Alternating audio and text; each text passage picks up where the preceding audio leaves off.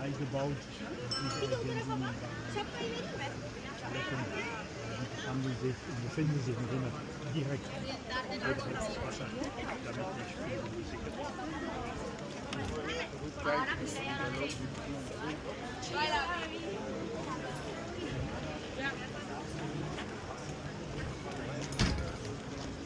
Kornriegel, ja.